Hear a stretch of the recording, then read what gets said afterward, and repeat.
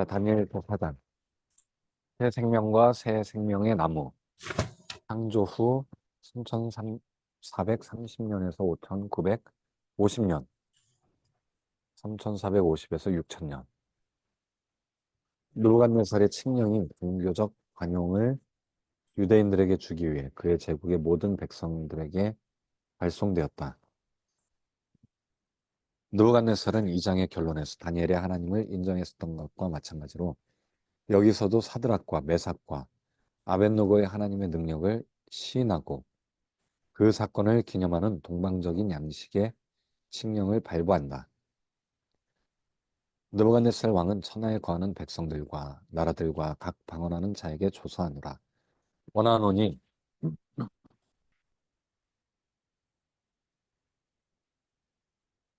어, 너희에게 많은 평강이 있을지어다. 지극히 높으신 하나님이 내게 행하신 이적과 기적 기사를 내가 알게 하기를 즐겨하노라. 크도다 그 이적이여 능하도다 그 기사여. 그 나라는 영원한 나라요. 그 통치는 대대에 이르리로다. 학자들 가운데 다니엘 4장 1절에 3절의 첫 구절들을 어디에 두느냐를 두고 의견의 차이가 있다. 3장의 결론으로 간주될 수도 있고 아니면 4장의 서론으로 해석될 수도 있을 것이다. 마소라 본문에는 데오도티안, 불가타와 페슈토가 이를 따르는데 전체 담론이 느부갓네살이 그의 모든 신하들에게 보내는 칙령이나 서신의 형태로 되어 있다. 천하에 거하는 백성들과 각 방언하는 자들에 대한 안부로 시작하고 나아가서 지극히 높으신 자가 그에게 행하였던 표적과 이적을 그들에게 알리기 원하는 왕의 소원을 진술한다. 그리고 느부갓네살은 그를 괴롭혔던 꿈을 상술하고 그가 바벨론의 현자들, 마술사, 점성술사, 갈대아이들과 점쟁이들을 소환하여 그 해석을 알게 하였다고 말한다. 그렇지만 70인 역에는 마스라 본문에 있는 첫 세 절에 상응하는 것이 없는데 이 본문은 다음 34절을 칙령으로 변형시키고 있다. 70인 역에는 이 장은 단지 그리고 그의 통치 제18년에 느부갓네살이 말하기를 나 느부갓네살은 내 집에서 쉬고 있었다로 시작하고 나서 같은 담론의 형태로 다음 33절이 따라온다. 자세히 살펴보면 그 칙령은 왕의 영적이고 심리적인 경험에서 온 것이고 1에서 3절의 많은 어기들에서 구체화된다.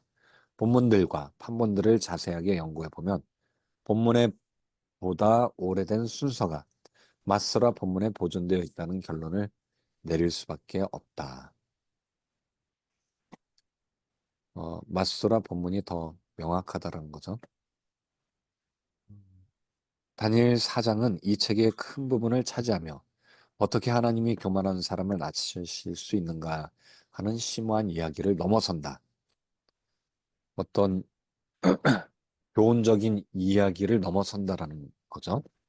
교훈적인 이야기뿐만 아니라 뭔가 연대기적인, 예언적인 이야기가 있다. 다니엘과 그의 동료들의 탁월함을 인정하는 데서 시작하여 2장에 나오는 신상의 꿈을 해석으로 계속되고 3장에 나오는 관련된 경험으로 진행되는 느부갓네살의 영적 자서전의 절정이다. 이번 장의 주제는 다니엘 자신이 왕의 꿈을 해석하면서 말하는 대로 지극히 높으신 자가 인간 나라를 다스리시며 자기의 뜻대로 그것을 누구에게든지 주시는 줄을 알기까지 주님께서 이 느부갓네살을 다루신다는 것이다. 이번 장의 목적은 이스라엘의 하나님이 전 우주의 하나님이시라는 것과 모든 국가들과 군주들의 일시적인 권력과 위대함이 그분의 뜻에 복종한다는 것을 가르치는 것이다. 느부갓네살은 만족하고 평온하게 그의 궁전에서 둘째 꿈을 꾼다. 나 느부갓네살이 내 집에 편히 있으며 내 궁에서 평강할 때 한 꿈을 꾸고 그로 인하여 두려워하였을 때 곧 내 침상에 생각하는 것과 뇌 속으로 받은 이상을 인하여 번민하였었노라. 이러므로 내가 명을 내려 바벨론 모든 박사를 내 앞으로 불러다가 그 꿈의 해석을 내게 알게 하라 하매 박수와 술객과 갈대아 술사와 점쟁이가 들어왔기로 내가 그 꿈을 그들에게 고하였으나 그들이 그 해석을 내게 알게 하지 못하였느니라. 다니엘서 4장 4절에서 7절. 다시 한번 느부갓네살은 꿈으로 괴로워하고 현자들을 그의 궁전으로 불러 해석하라고 한다. 이때 왕은 그들에게 그 꿈을 말해줄 수 있었지만 그들은 나무의 꿈의 의미를 말해줄 수 없었다. 따라서 그 상황에서 예언자 다니엘의 봉사가 요구되었다. 그리고 왕은 다니엘에게 나무의 꿈을 말해준다. 그 후에 다니엘이 내 앞에 들어왔으니 그는 내 신의 이름을 쫓아 벨드사살이라 이름한 자요. 그의 안에는 거룩한 신들의 영이 있는 자라. 내가 그에게 꿈을 구하여 가로되 박수장 벨드사살아 내 안에는 거룩한 신들의 영이 있은즉 아무 은밀한 것이라도 내게는 어려울 것이 없는 줄을 내가 아노니 내 꿈에 본 이상의 해석을 내게 고하라. 내가 침상에서 나의 뇌 속으로 받은 이상이 이러하니라.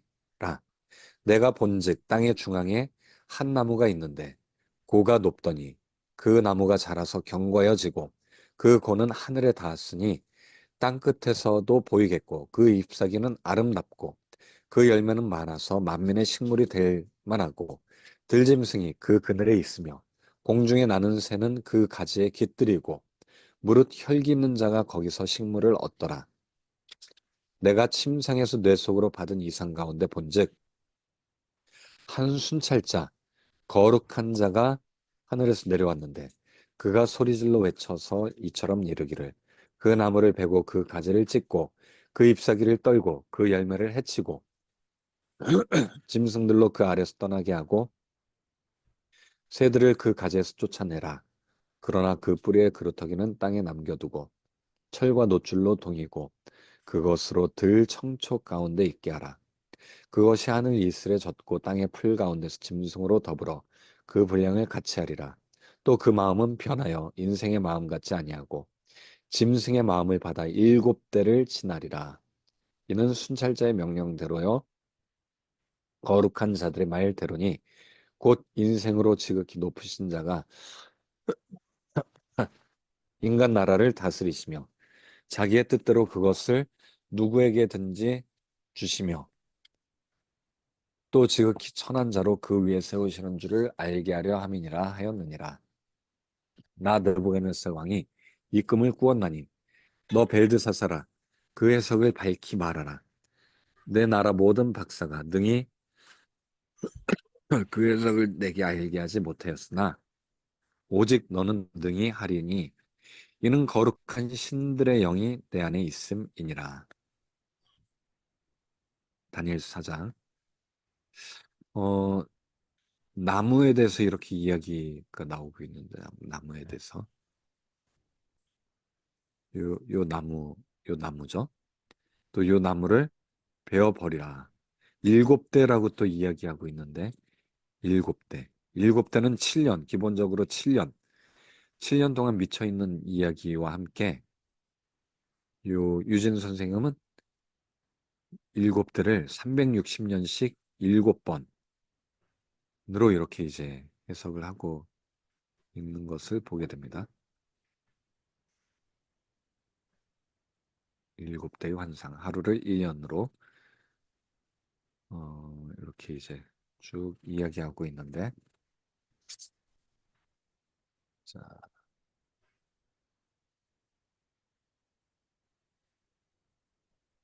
어, 으아. 자, 다시 57페이지로 넘어가서 네. 아, 자, 바벨론의 형제들이 계속해서 하나씩 순서대로 들어와서 성공하지 못하고 떠난 후 마지막으로 다니엘이 왕 앞으로 들어갔을 수도 있다. 다니엘의 바벨론식 이름이 왕의 신인 벨에게 영예를 돌린다는 것을 왕이 인정하는 것이 흥미롭다. 다니엘에게 해석의 영이 있었기 때문에 그는 주술자들의 장이 되었다. 되었었다. 그의 꿈에서 느부갓네살은 땅의 중앙에 있는 큰 나무를 보았다. 그 잎사귀는 아름답고 그 열매는 많아서 그 나무는 들짐승과 공중의 날짐승에게 그늘과 집과 식물을 주었다. 그런데 하늘에서 온 천사가 그 나무와 열매를 없애버려야 하지만 그 뿌리의 그루터기는 철과 놋줄로 동여서 보호하라고 외쳤다. 그런데 나무의 비유는 땅의 풀 가운데서 짐승과 더불어 있게 되고 그 마음이 7년 동안 사람의 마음에서 짐승의 마음으로 바뀌게 될 느부갓네살의 운명에 대한 분명한 언급과 맞아떨어진다. 요세푸스와 기타 유대 주석가들은 7대를 7년으로 이해해왔다. 고대사, 유대 고대사 10권 10장 6절 순찰자라는 용어는 에녹서와 신구약 중간기 문헌들과 사독계 단편들에서 여러 번 발견되는 단어이다. 왓처라고 돼 있죠. 순찰자.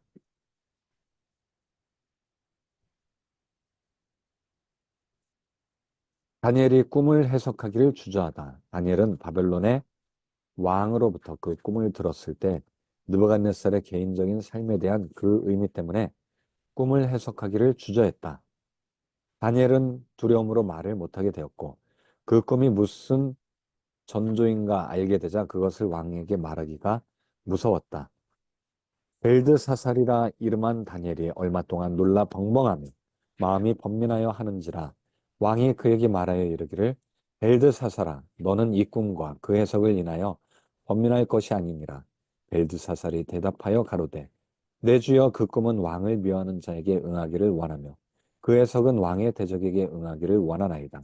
왕의 보신 그 나무가 자라서 견고하여 지고 그 고는 하늘에 닿았으니 땅 끝에서도 보이겠고 그 잎사귀는 아름답고 그 열매는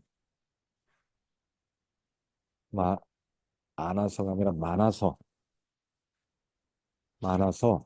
만민의 식물이 될 만하고 들짐승은 그 아래 거하며 공중에 나는 새는 그 가지에 깃들이더라. 하시오니 왕이여 이 나무는 곧 왕이시라.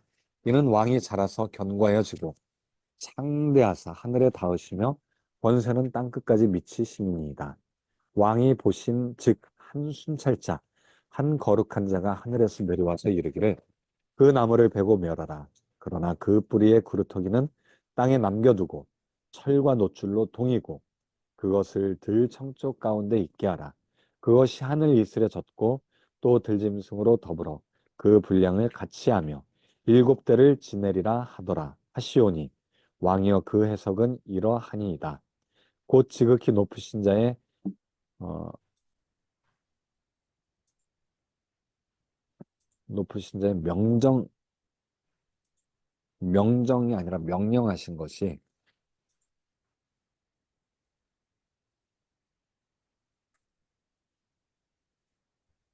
내 주 왕에게 미칠 것이라. 왕이 사람에게서 쫓겨나서 들짐승과 함께 거하며 소처럼 풀을 먹으며 하늘 이슬에 젖을 것이요 이와 같이 7대를 지낼 것이라. 그때 지극히 높으신 자가 인간 나라를 다스리시며 자기의 뜻대로 그것을 누구에게든지 주시는 줄을 아시리이다. 또 그들이 그 나무 뿌리에 그루터기는 남겨두라 하였은즉 하나님이 다스리시는 줄을 왕이 깨달은 후에야 왕의 나라가 경고하리이다. 그런즉 왕이 왕이여 나의 가난한 것을 받으시고 공의를 행함으로 죄를 속하고 가난한 자를 긍휼히 여김으로 죄악을 속하소서. 그리하시면 왕의 평안함이 혹시 장과리이다 하였느니라. 다니엘 4장 19절에서 27절 말씀. 느부갓네살은 다니엘의 얼굴에서 두려워하는 모습을 알아차리고 그에게 그 꿈을 해석하도록 고무했다. 그 해석이 당신의 대적에게 응하기를 원한다는 다니엘의 말은 왕으로 하여금 그 꿈이 전하는 끔찍한 내용을 각오하는 데 도움이 되었다. 반복되는 곧 왕이시라는 그 선언의 수사적인 효과를 크게 증가시킨다. 다니엘은 왕에게 그 나무 꿈이 그에 관한 것이라고 알려주는데 왕이 위대하고 강력하게 되었고 그 지배가 땅 끝에 이르렀기 때문이다.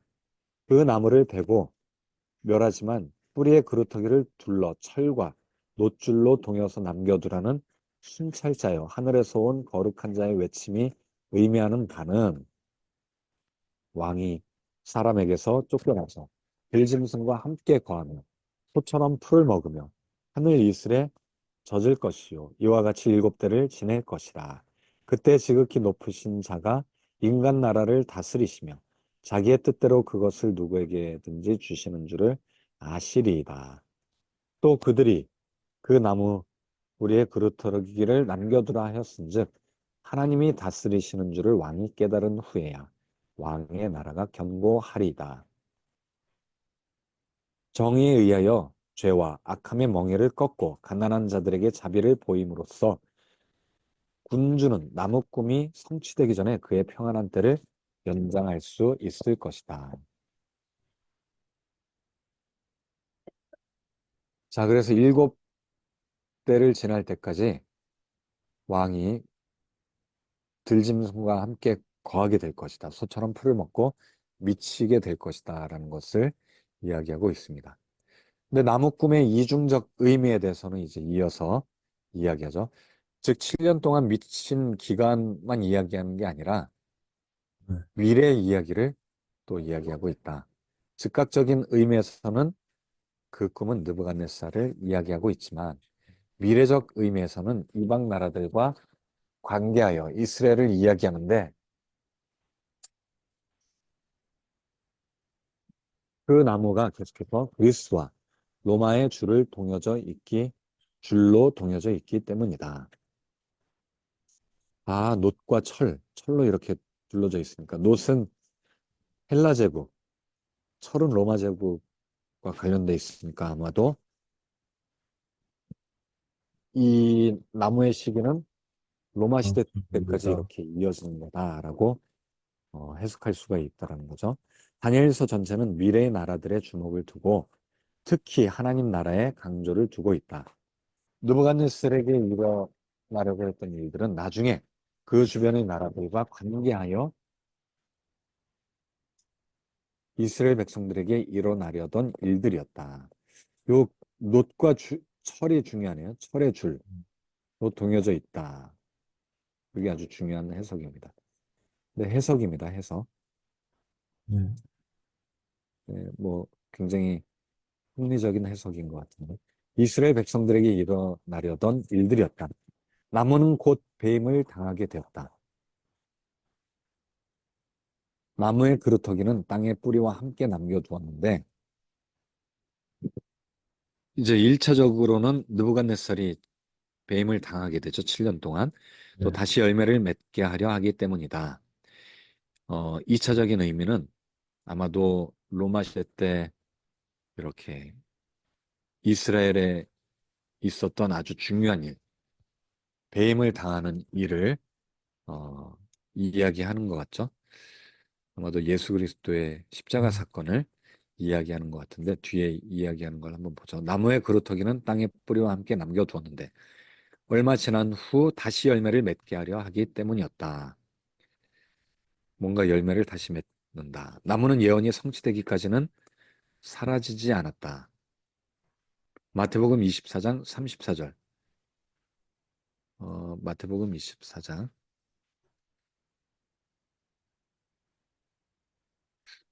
뭐 열매를 맺는다. 그 얘기한 것 같은데 마태복음,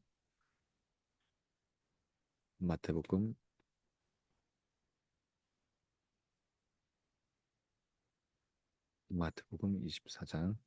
종말에 대한 이야기인 것 같은데. 24장 34절. 종말에 대한 이야기는. 자, 본문이 그것보다는 느부갓네살을 가리키고 있는 그의 인칭으로 계속되는 것을 지적해야 한다. 인칭 변화가 이 독특한 해석을 가져오는데 그로 이슬에 젖게 하고 짐승과 함께 풀을 등등 물론 느부갓네살에게 적용되지만 또한 야곱 민족 이스라엘 민족에게도 적용되는 것 같다. 야곱은 이방인의 때가 종결되기까지 그리스도인이 되었던 그리스와 로마 사람들에게 복속을 당하고 있어야 한다. 이방인의 때가 종결되기까지. 이방인의 때.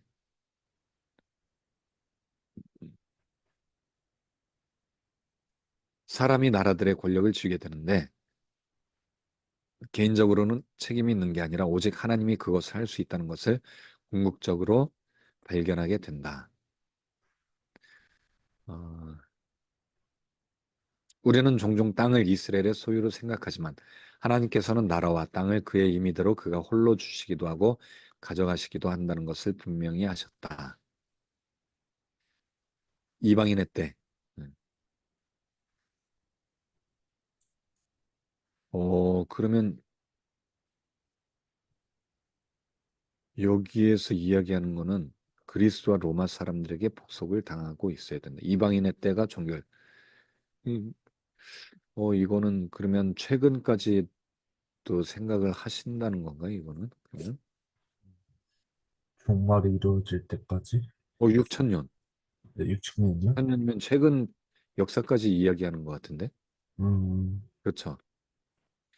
그리스 제국이 최근에 끝났잖아요. 1967년도에. 네, 그 얘기를 언급하려고 하는 것 같은데, 밑밥을 음, 좀 깔고 있는 것 같아. 어, 뭐 어쨌든, 뒤에 또 이 얘기 하는 걸 한번 생각해 보죠. 자, 느부갓네살과 이스라엘을 위한 나무 꿈의 성취. 느부갓네살은 쌀에게 다니엘의 나무의 꿈의 해석은 1년 후에 성취되기 시작했다. 이 모든 일이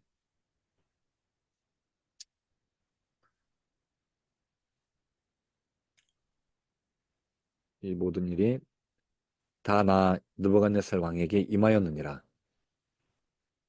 12달이 지난 후에 내가 바벨론 궁 지붕에서 거닐세 나 왕이 말하여 가로되 이 큰 바벨론은 내가 능력과 권세로 건설하여 나의 도성을 삼고 이것으로 내 위엄의 영광을 나타낸 것이 아니냐 하였더니 이 말이 오히려 나 왕의 입에 있을 때 하늘의 소리가 내려 가로되 느부갓네살 왕아 내게 말하노니 나라의 위가 내게서 떠났느니라.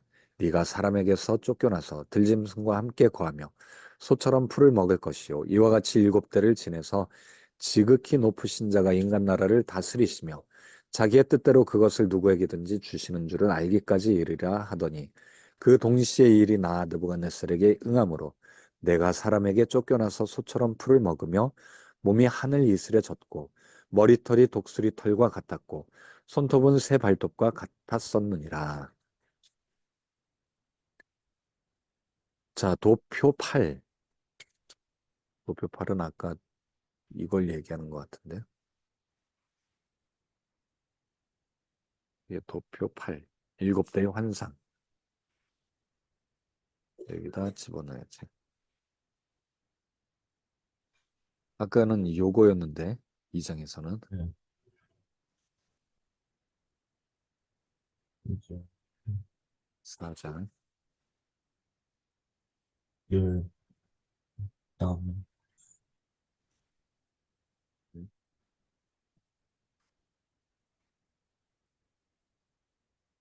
도표 8.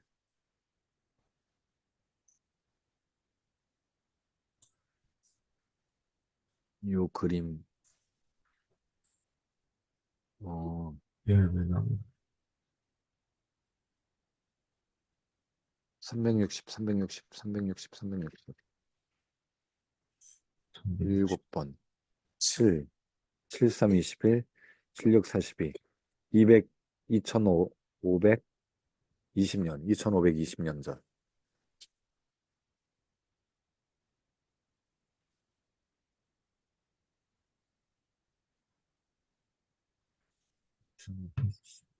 2520년.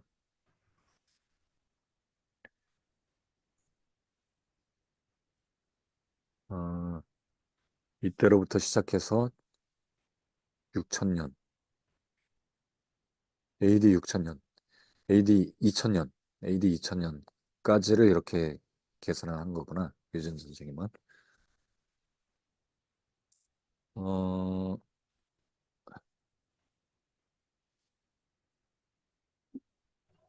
참고할 만한 자료를 한번 볼까요?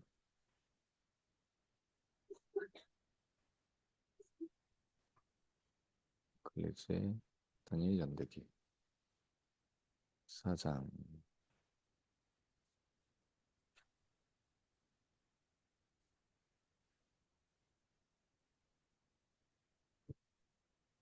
요 그림은 좀 잘 크게 안 보이니까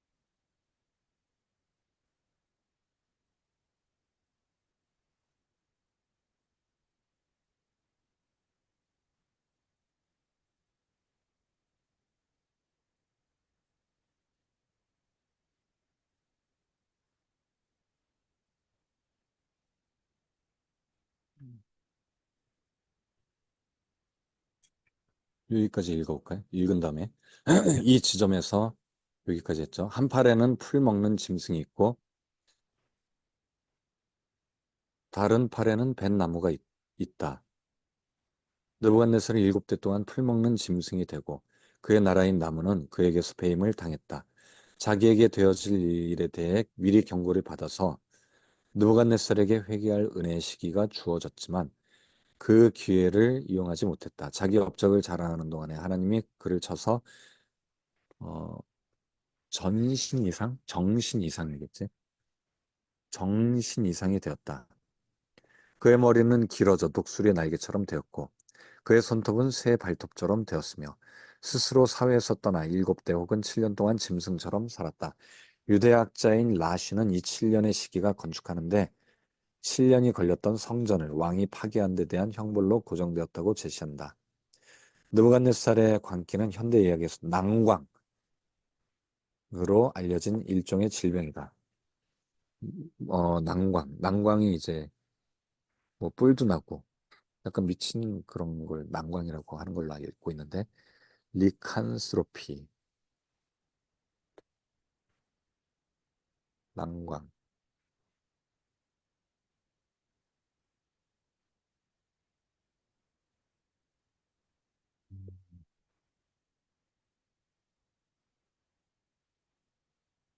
그러니까 그 나무, 그 나무인가요? 이건가? 잠깐만, 이거는 지난번에 봤던 거고,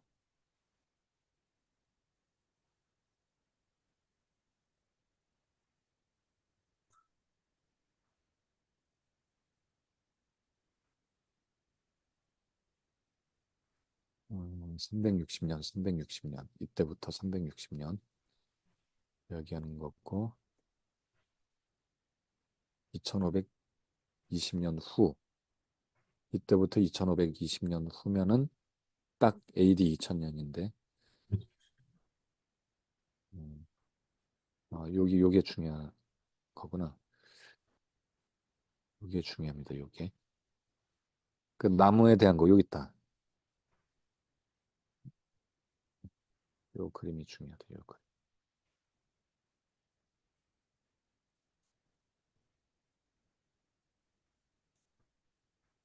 요 나무를 유진 선생님이 새로 또 쓴 책에 보면 이렇게 이제 칼라로 돼 있는 게 있거든요, 프로그램이.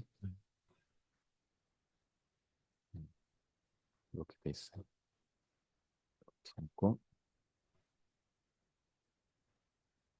예를 들어, 역사에서 가져옵시다.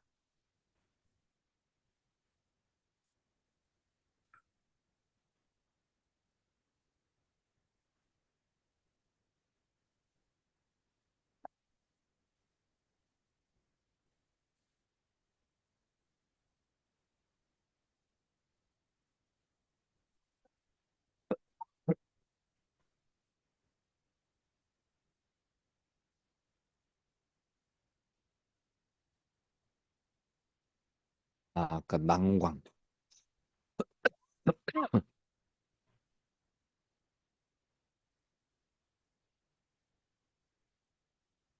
이 난광증. 풀이 막 나고. 뿔이 나는 그런 질병을 난광증이라고 했던 것 같은데. 몸에서 막 짐승처럼 털이랑 뿔이 막 자라고, 목소리 깃털 같이 자라고, 이런 걸 난광증. 울프 신드롬?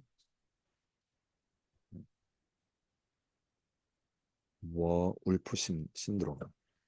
이건 뭐 넘어갔고요. 이 일화는 주님께서 낮추시기도 하고 높이시기도 하신다는 진리를 예시한다. 그는 또한 사람들, 곧 왕들과 나라들의 일도 주관하신다. 또한 교만이 패망의 선봉이라는 것이 분명하다. 왕은 분명히 몇몇 위대한 업적을 성취했다. 그는 고대 세기 7대 불가사의 중 하나, 즉 현대 고고학자들이 주장하는 유명한 바벨론 공중정원 행린 가든을 건축했다. 이 왕은 바벨론을 세계에서 가장 위대한 도시로 만들었는데 그의 교만한 말은 이 큰 바벨론은 내가 능력과 권세로 건설해 나의 도성을 삼고 이것으로 내 위엄의 영광을 나타낸 것이 아니냐. 위대한 역사가 헤로도투스는 그 역사서에서 바벨론의 위대함을 서술했다. 그가 쓰기를 바벨론은 지금 기술하는 것과 같은 도시였다. 큰 평원에 자리 잡고 정방형 모양으로 한 면의 길이가 2,500m이고 따라서 시 전체의 둘레는 10,000m가 된다. 바벨론 시의 크기는 이와 같은데 우리가 아는 다른 어떤 도시와도 다르게 계획되었다. 그 주위에는 깊고 넓으며 물로 가득 찬 도랑이 흐르고 두께가 50 왕실 규빗이고 높이가 200 규빗이나 되는 성벽이 있다. 왕실 규빗은 일반 규빗보다 세 손가락만큼 더 크다. 나아가 도랑에서 퍼낸 흙을 이용하여 어떤 방식으로 성벽이 만들어졌는가 보여주어야 한다.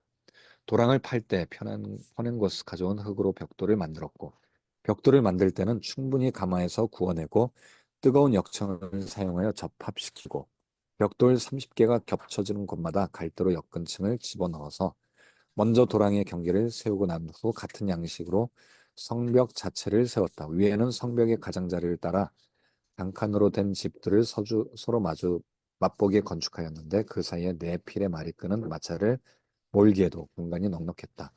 성벽의 둘레에 100개의 문이 있는데 모두가 구리로 되어 있고 기둥과 상인 방들도 같이 되어 있다. 바벨론으로부터 8일 거리에 있는 이스라고 부르는 도시가 있고 거기에 또한 이스라고 부르는 어, 작은 강이 있는데 유프라테스 강의 지류이고 이 이스 강의 근원으로부터 많은 역청의 침전이 일어나고 거기서 바벨론의 성벽을 위해 역청을 날라왔다. 이와 같이 이 성벽이 건축되었고 도시는 두 부분으로 나뉘어 있으며 중간으로 유프라테스라는 이름의 강이 들어오는데 넓고 깊고 빠른 강으로 아르메니아에서 나와 송해로 흘러 들어간다. 그리고 성벽의 끝은 모든 면에서 강 아래로 건축되어 있고 여기서 돌아 나와 구운 벽돌로 된 벽이 강의 각 뚝을 따라 이어진다. 도시 자체는 3, 4층 높이의 집들로 가득하고 횡단하는 도로들은 강을 가로질러 가는 것들이나 나머지 것들이나 모두 직선이다. 게다가 각 도로의 끝에는 강변 벽으로 난 문이 골목마다 하나씩 있는데 문들 역시 구리로 되어 있고 이것들 또한 강 위에서 열린다. 이 성벽들은 도시의 외곽 방비이고 그 안에는 둘러싸고 있는 또 다른 성벽이 있는데 다른 것과 거의 같이 강하지만 더 좁다. 도시 한편의 한복판에 왕궁이 있는데 높고 강한 성벽으로 둘러싸여 있고 다른 편의 한복판에는 이날까지도 제우스 베르스의 성스러운 군회가 있는데 한 변이 400m로 정방형이고 문들은 구리로 되었다. 이 군회의 중심에 견고한 탑이 세워졌는데 길이와 넓이가 200m이며 이 위에 다른 탑이 솟아 있고 그 위에 또 다른 탑이 있고 마지막까지 8개가 있다. 그들로 올라가는 길은 모든 탑 외부의 나선으로 올라가고 등정하는 중간에 멈춘 곳이 있어 휴식을 위한 자리가 되고 등장하는 자들이 앉아서 쉰다. 마지막 탑에는 큰 사당이 있고 그 안에는 크고 잘 덮인 의자가 놓여 있고 황금 탁자가 잘 놓여 있다. 그러나 아무 형상도 사당 안에 세워 있지 않았고 어떤 사람도 밤에는 그 안에 두지 않았고 신에 의해 모든 여자들 중에 선택된 한 원주민 여자만 예외인데 이 신의 제사장들인 갈대아인들이 말하는 바와 같다. 이 같은 갈대아인들은 나는 그들을 믿지 않지만 신 자신이 사당을 방문하여 그 의자 위에서 쉰다고 말하는데 마치 이집트의 테베스와 같고 이집트인들이 말하는 바와 같으며 거기에도 테베스의 제우스의 신전에서 한 여자가 자기 때문이고 이집트 여자도 바벨론 여자도 남자들과 관계하지 않는다고 말한다. 리디아 파타라의 신의 여자 예언자가 언제든 지명을 받으면 이와 같았는데 언제나 점술에 장소가 있었던 것이 아니기 때문이고 지명을 받으면 밤 동안에 신전 안에서 갇혀 있게 된다. 위에서 지적한 대로 느부갓네살의 일곱 대는 이스라엘 민족의 역사와 병행이 된다. 도표 일곱 대의 환상 거룩하신 자가 하늘에서 내려와 나무의 가지들을 베어버리려 하셨다. 철로 동인 것이 역사상 예수님의 십자가에서 종결되는 것에 주목하라. 여기에서 보면은 철로 동인 것 여기를 얘기하죠. 지저스 킹 이스라엘 컷오프 어, 느부갓네살부터 시작해서 중간에 다리우스 때 실버 플러스 그 다음에 360 해서 이렇게 한 것 같은데 자 예수님은 이스라엘이 모세에게 달라고 구하셨던 그 거룩하신 자였다. 미래 회복되게 하려고 그루터기를 철과 노스로 동여 남겨두었다. 그가 나가서 짐승들과 더불어 일곱 대를 살게 됨으로써 누구나 이스라엘의 참되신 하나님을 배울 수 있었다. 일곱 대가 끝나고 느부갓네살은 지극히 높으신 자가 모든 사람들의 왕이심을 배우게 되었다.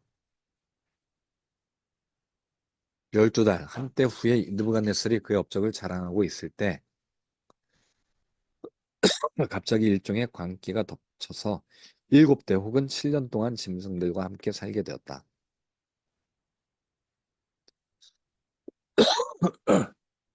이 광기는 주전 577년에 일어났고 창조 후 3430년 주전 571년에 돌아왔다. 예언자들 하루를 1년으로 계산. 하나님은 특별한 방식으로 예언자들을 통해 미래를 예고하셨다. 하나님께서 그들의 미래에 관해 무언가를 말씀하시기를 원했을 때 한 예언자의 행동을 통해 그들에게 보여주셨는데 하루가 후에 1년이 되었다. 하루를 1년으로 계산한다는 거네요. 음, 모세가 백성들에게 말하기를 너희가 그 땅을 탐지한 날수 40일의 하루를 1년으로 환산하여 그 40년간 너희가 너희의 죄악을 질지니 너희가 나의 싫어버림을 알리라 하셨다. 에스겔에게 말씀하시기를 그 수가 작거든 너는 우편으로 누워 유다 족속의 죄악을 담당하라. 내가 내게 40일로 정하였나니 1일이 1년입니다. 다니엘의 많은 예언들이 같은 방식으로 주어진다. 9장에서 70일해를 이야기하고 있는데 미래 역사의 많은 해들에 해당한다. 이래들은 49일의 해들을 의미할 수 있을 뿐이다. 그 뒤에 8장에서 3200일이 마지막 때에 이르는 것으로 이야기하고 있다. 하루가 1년이다. 2300년. 70일에 70일에 490일이 490년이 될 수도 있다. 요거는 이제 아마 7년을 7년이 361년을 360일이라고 이렇게 친다면 360 곱하기 7, 2520년을 이야기하려고 하는 것 같아요. 날들의 수를 때나 해로 생각한다. 날들의 수를 때, 어떤 때, 기간 또는 날을 1년으로 이렇게 생각한다라는 글을 지금 쓰고 있는 것 같아요. 사장의 예언들은 2장의 연대와 금속에 기반하고 있다.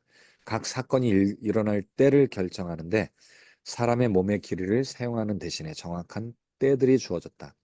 이 때들은 때 혹은 해로 번역되는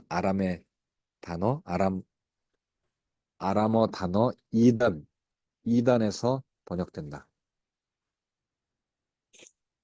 이게 이제 때,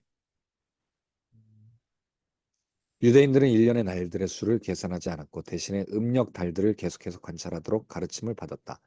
새로운 달이 뜨면 새 달의 시작으로 경축했다. 1년은 봄 추수가 시작되기 직전에 시작되었다. 음력으로 한 달은 29.5일이기 때문에 12달은 354일, 13달은 383일이었을 것이다. 그들은 1년의 달의 수를 추수해 성수를 관찰해서 결정하였을 것이다. 대부분 1년은 12달이었을 것이고 자연히 13달인 해들도 있었을 것이다. 그들은 우리가 아는 대로 1년에 365일이 있다고 계산하지 않았다. 한 단위의 일부를 전체로 계산함으로써 29.5일인 한 달을 30일로 계산하고 1년을 30일인 12달로 생각했으며 따라서 1년은 어림잡아 360일이었다. 이렇게 사용되었다는 것을 보여주는 몇 가지 사례들을 성서에서 찾아볼 수 있다. 노아는 다섯 달을 150일로 계산하였는데 비가 제2월 17일에 시작하여 제7월 17일에 끝났기 때문이다. 마찬가지로 계시록 12장 6절 10절에서 1260일을 3년 반이라고 부르는 것을 발견한다. 3년 반. 해들의 일에는 7로, 달은 30일로, 계절은 90일, 1년은 360일로 계산되었을 것이다. 어,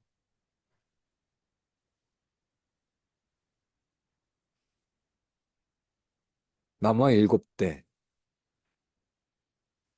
다리오가 창조 후 3480년, 주전 521년에 성벽을 걷어내기 전까지 바벨론은 파괴되지 않았다. 이것이 그 나무를 베어남으로 표현했을 것이다.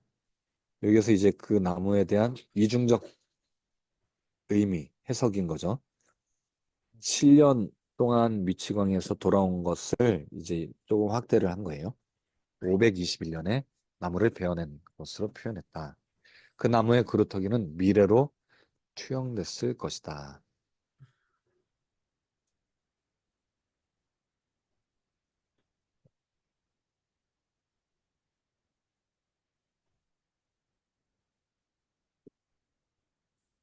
일 잘라냈다라는 건데 여기 있다.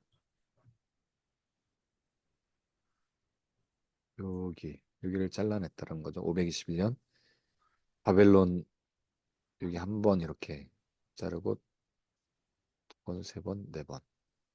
요 시기가 있었다라는 거고. 네.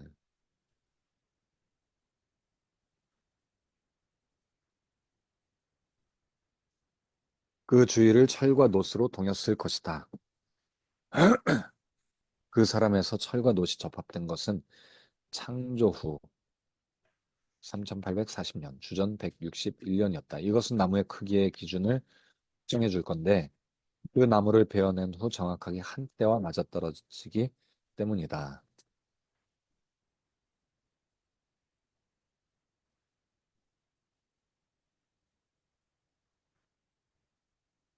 한때 360년. 한때를 360년으로 지금 보고 있는 거죠. 이때 베어냈을 때가 어, 철과 노시 접합된 것, 요 크로스 되는 부위를 이야기하는 것 같죠. 그리스에서 로마로 이제 넘어가는데, 그리고 얘는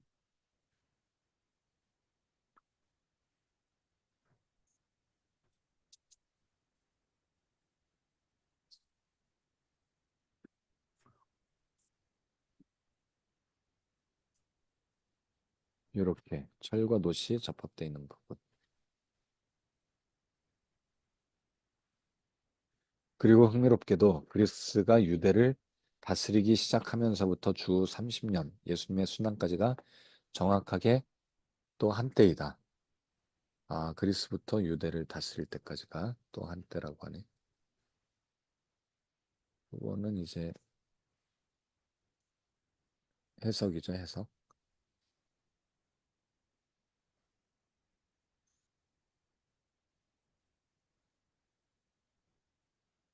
그거는 여기서 이렇게 볼 수가 있는데,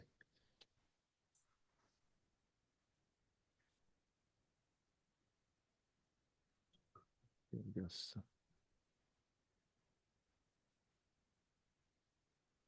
여기서부터 여기까지. 여기서부터 여기까지. 요거를 보여주는 게 있나? 여기 있네. 그리스부터 예수님 십자가에 못 박힐 때까지가 또 360년이다. 한때다, 또 한때이다. 이야기하고 있는 거죠.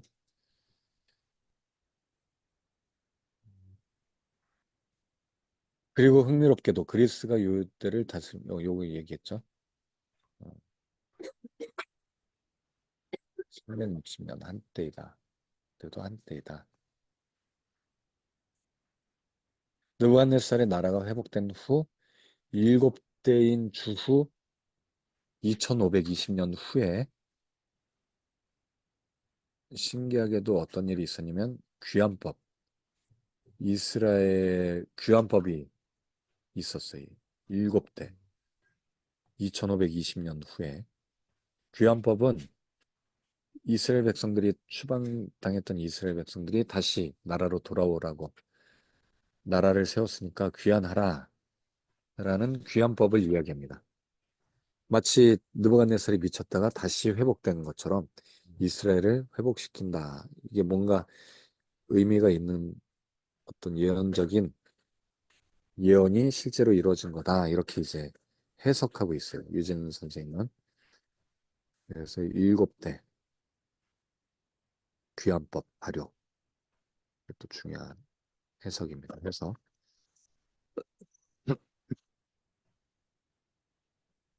그리고 어 2520년은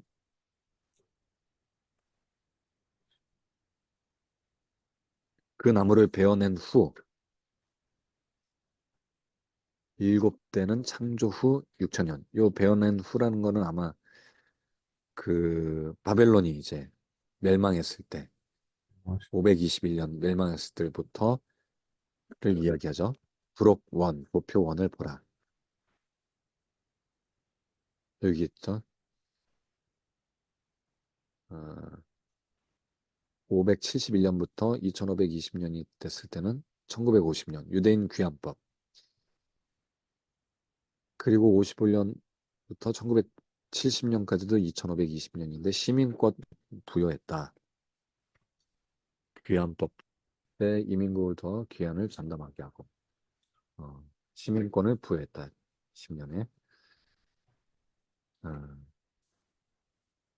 그리고 아까 2000년은 이스라엘이 완전히 망했을 때부터 이야기를 하는 건데 이스라엘이 아니라 바벨론이 완전히 멸망했을 때부터 그건 여기 안 나오나 보네. 여기 있다. 요때 바벨론 멸망 후 2520년 후는 이제 2000년. 이 폐허 멸망하고 완전히 폐허가 된 거는 520년인데 그거는 2001년이 되겠죠. 1년 차이니까. 멸망은 나라가 완전히 없어진 거고 폐허는 완전히 기초가 무너진 거기 성들이 무너진 걸 이야기하는데 그래서 요거는 이제 2001년에 있었던 9.11 사건과 이렇게 결부를 시키는 것 같아요. 요거는 이제 유진 선생님의 해석이고 자 그래서 예수님은 유대 나라가 회복될 때 돌아오시겠다고 예언하셨다.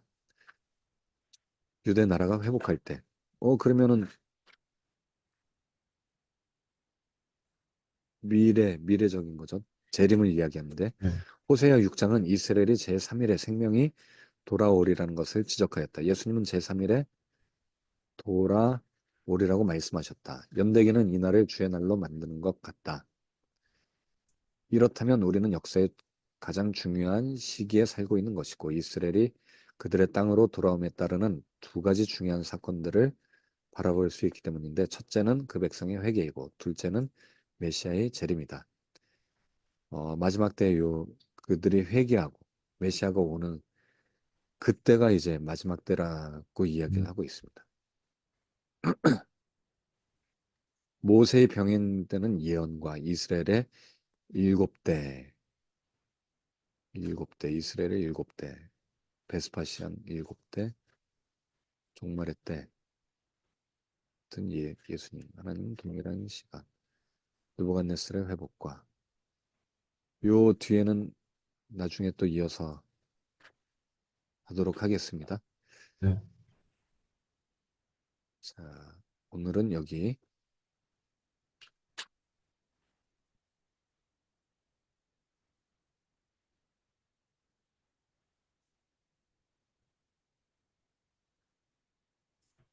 여기까지 하겠습니다. 여기까지.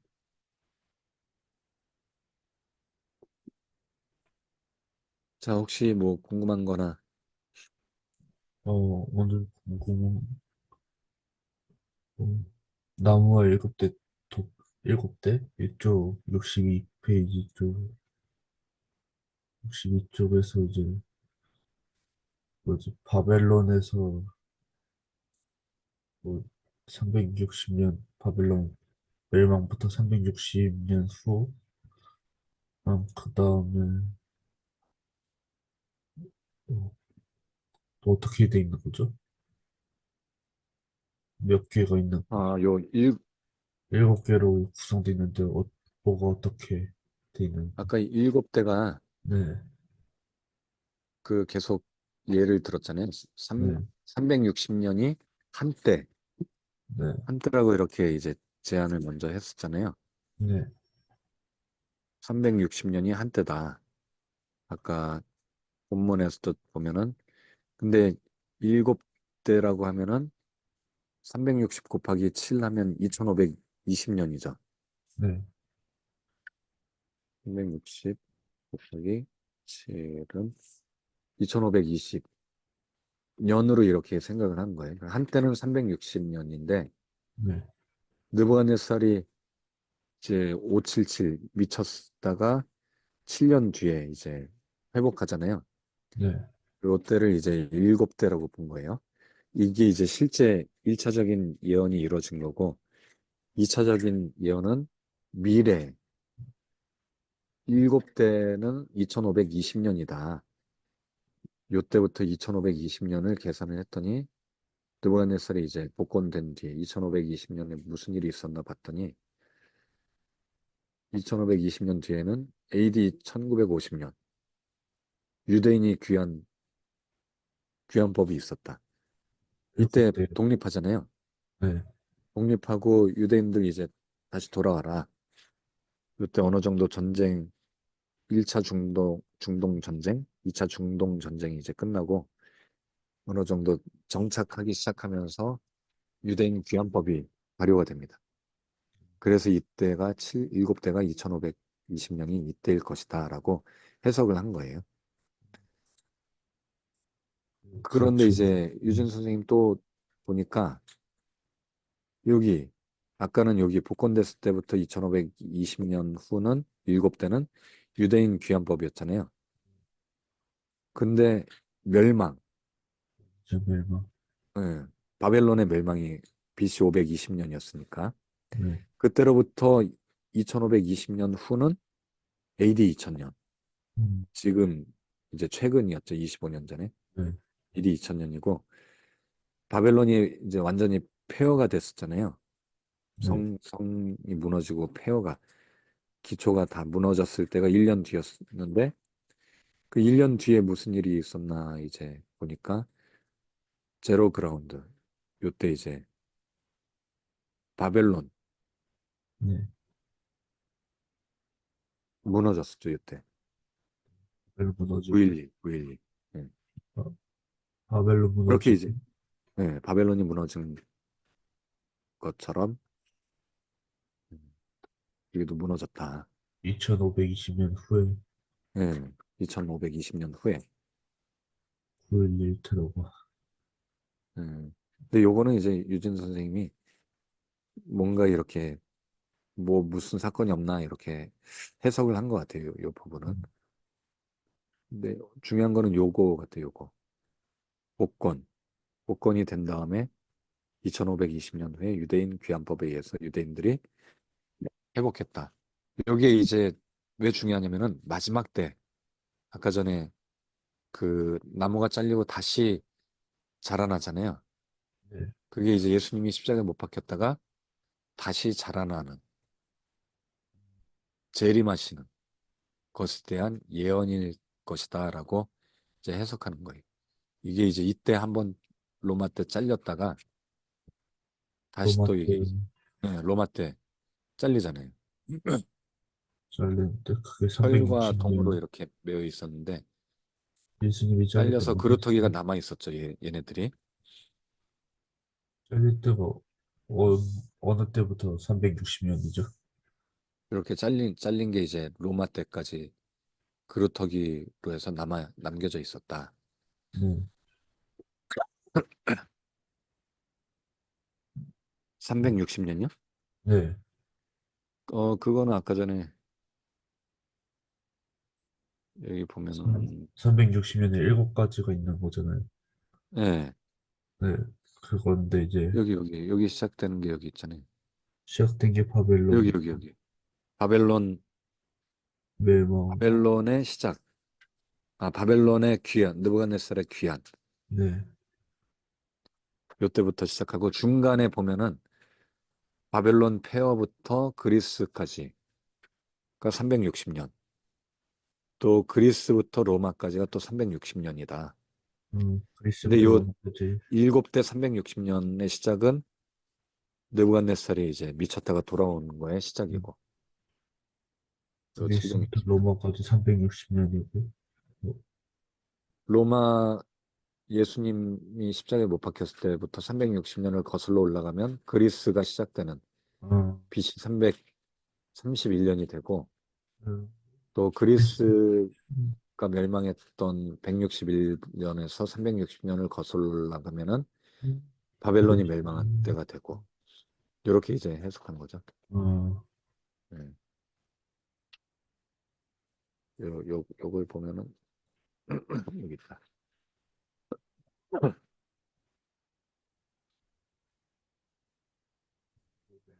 전체 일곱 대는 전체 이제 처음부터 시작 일곱 대는 571년부터 본 거고 중간에 이제 360 한때 한때가 중간중간에 이렇게 삽입돼 있다. 이렇게 해석을 한 거예요.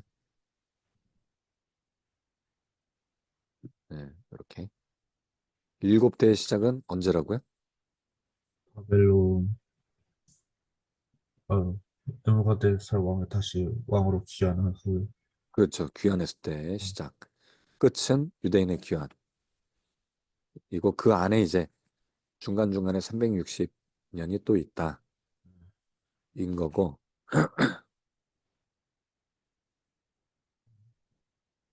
요 일곱 대를 이제 첫 번째 일곱 대 여기서부터 여기까지 571년에서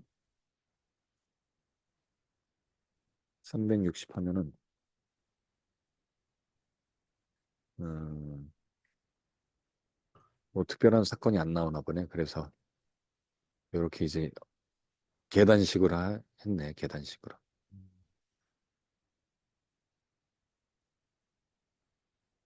계단식으로. 특별한 주요 사건들은 한 4개 정도밖에 없는 거네요. 요 일곱 대 360년마다 있었던 건 아닌 것 같아요. 보니까. 네. 특별한 사건은. 음, 그래서 이렇게 이제 계단식으로 요때 없으니까 521년을 시작으로 해서 161년까지가 360년이잖아요. 네. 요렇게 하나 나온 거고. 161년에서 AD 30년까지가 또 360년인데 AD 70년까지가 또 두 번째 360년이네.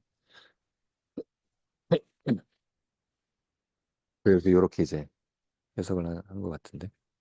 음, 아, 페르시아 AD 멸망은 70년이 360년은 또 아니네. 어, 요때는 161에서 360을 하면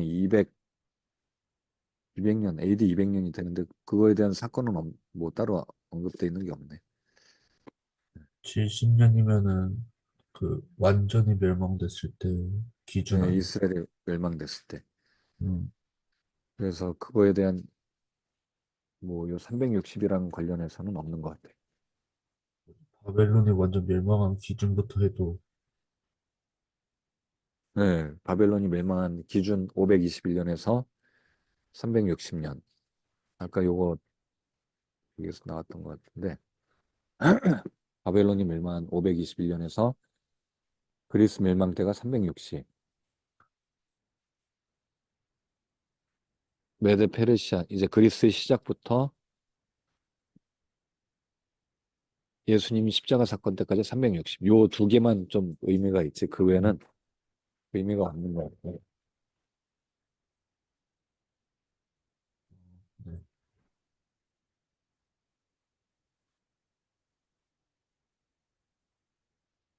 음, 요 사장에서는 요 1520년이 중요하다. 요한법이 제일 가능성 있는 예언인 것 같다. 그리고 실제 7년 뒤에 누가메스를 복구해요. 아, 그리고 요거 이제 600년, 600년 되면은 600년 뒤에 예수님이 탄생하고 느부갓네살 즉위 뒤에 또 복권 뒤에 600년 뒤에 예수님이 스텔에서 못 바꿨거든. 그런 것들이 특이하다. 이렇게 이제 또 즉위, 즉위할 때가, 찾아냈죠. 네? 즉위할 때가 예수님 탄생일이고, 즉위할 그렇죠. 거 600년. 6년, BC 6년에 탄생했으니까 네, 600년 차이잖아요. 네. 또 느부갓네살이 복권했을 때 웨스트, 571년에서 AD 30년까지가 600년, 족보권, 600년 차이니까 딱, 이런 어, 게 좀 특이하다. 십자가에 죽고 부활하시는 사건. 음. 음, 600이라는 숫자는 불완전한 인간의 네. 수니까 느부갓네살이 이제 인간을 대표하는 그런 왕으로 이야기를 하는 것 같아요.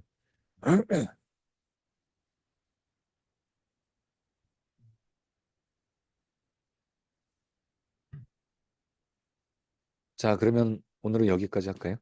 네, 자, 우리 수고하셨습니다. 다음 주에 또 뵙도록 하겠습니다. 하셨습니다. 박수로 마무리하겠습니다.